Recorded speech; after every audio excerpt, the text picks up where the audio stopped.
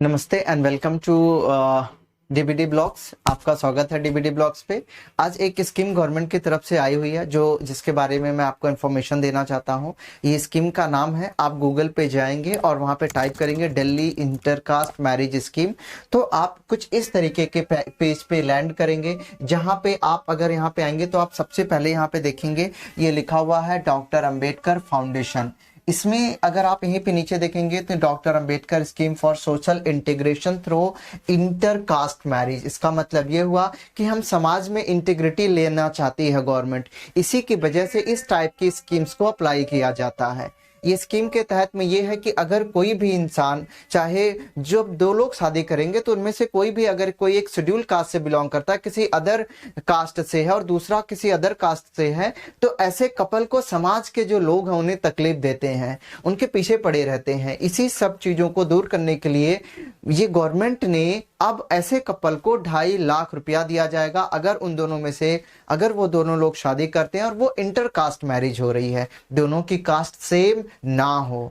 ऐसे लोगों के लिए 2.5 लाख रुपए मिलेंगे। वो आपको किस तरीके के मिलेंगे, सारी इंफॉर्मेशन मैं आपके यहाँ पे दे देता हूँ। तो आप इस पेज पे आ जाएंगे, ये पेज दिख रहा है, तो जैसे इस पेज पे आएंगे आप अगर नीचे जाएंगे तो यहाँ पे सारी इंफॉर्मेशन आपको मिलेगी कि ये स्कीम किस तरीके की है। इसमें इंटरकास्ट मैरिज ही होती है, तो ऐसे इंटरकास्ट मैरिज के जो भी कपल होगा, ऐसे कपल को सेटलमेंट के लिए कि वो अपनी अच्छे तरीके से लाइफ जी सके और एक समाज में इंटीग्रिटी आए, समाज में जो भावना होती है कि कोई नीचे जात का है, कोई ऊपरी जात का है, इस भावना को दूर करने के लिए ऐसी स्कीम को शुरू किया गया है। तो देखिए कौन कौन एलिजिबल होंगे, कौन किस तरीके की एलिजिबिलिटी आएगी। यहाँ पे सारे एलिजिबिलिटी की कंडीशंस आपको दे रखी है, तो आप यहाँ पे आसानी से पढ़ सकते हैं कि कोई भी जो एक पर्सन होना चाहिए वो शेड्यूल कास्ट से, दूसरा नॉन शेड्यूल कास्ट से बिलोंग करना चाहिए।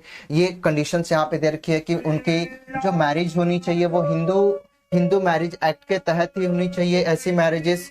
और दूसरा क्या है, ये सारी इंफॉर्मेशन आप देखिए यहाँ पे जो भी इसकी एलिजिबिलिटी है, ये सारी एलिजिबिलिटी आपको वहाँ पे मिल जाएगी। ठीक है कि उनके पास सर्टिफिकेट भी होना चाहिए। कौन सा सर्टिफिकेट होना चाहिए, जो मैरिज सर्टिफिकेट होना चाहिए वो भी उन्हें कैरी करना चाहिए। और अगली कंडीशन ये है कि जो भी अगर आप इस स्कीम के लिए अप्लाई करना चाहते हैं तो with in 1 year of your marriage आपको अप्लाई करना पड़ेगा। आप ये देख सकते हैं। तो ये सारी इंफॉर्मेशन जो मैं एक एक करके आपको बता रहा हूँ।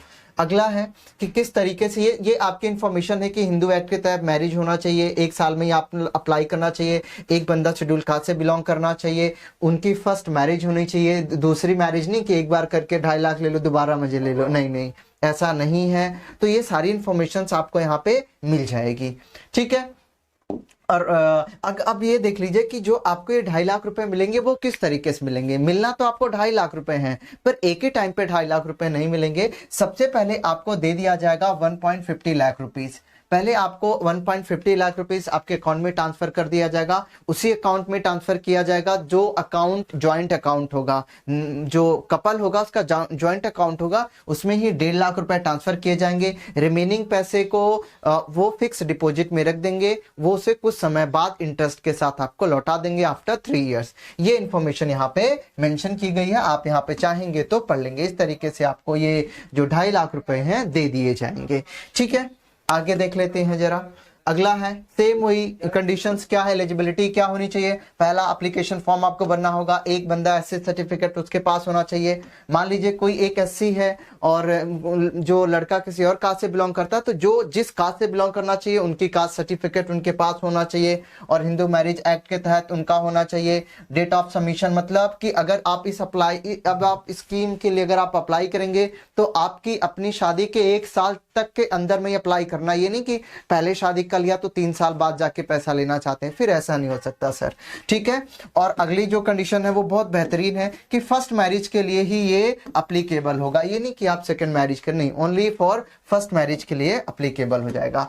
ठीक है। और आपको एमएलए एमपी से भी रिकमेंडेशन लेना होगा, वो तो आसानी से मिल जाएगा, ऐसी कोई दिक्कत की बात नहीं आएगी। और आपका जो मैरिज सर्टिफिकेट होना चाहिए वो जो डिस्ट्रिक्ट या फिर कोई भी गवर्नमेंट ऑफ इंडिया से बना होना चाहिए, वो कहीं का भी होगा वो चल जाएगा। तो अगर आप इतनी सारी कंडीशंस को फुलफिल करते हैं और आपने इंटरकास्ट मैरिज करी हुई, समाज के प्रति आप कुछ अच्छा कर रहे हैं, तो इंटरकास्ट मैरिज किया आपने तो आपने समाज के लिए अच्छा किया है, बुरा नहीं किया है, तो उसके लिए गवर्नमेंट आपको 2.5 लाख रुपए देगी। तो आप अगर आपने शादी करी अभी 1 ही साल हुए हैं तो आप जल्दी से अप्लाई कीजिए, इस वेबसाइट पे जाना है आपको और 2.5 लाख रुपए लेके अपनी जिंदगी को सुधारना है।